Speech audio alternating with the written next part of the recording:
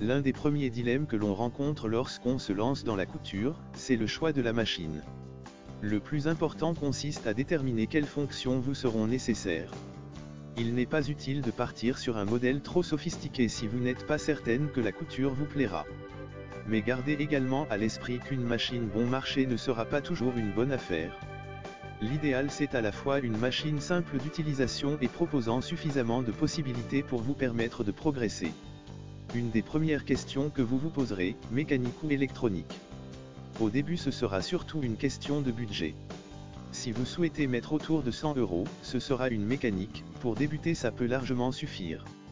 Mais si vous êtes sûr de vous, et que vous pouvez vous offrir tout de suite une électronique, alors foncez. Les machines électroniques permettent une couture souvent plus intuitive puisque la machine s'occupe des réglages à votre place, beaucoup de réglages sont prédéfinis.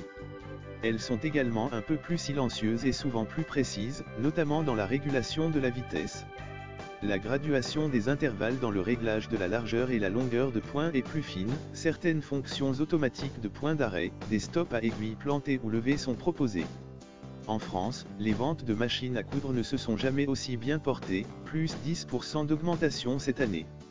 Mais que l'on soit débutante ou confirmé en couture, c'est toujours la même question qui revient, quelle machine faut-il choisir?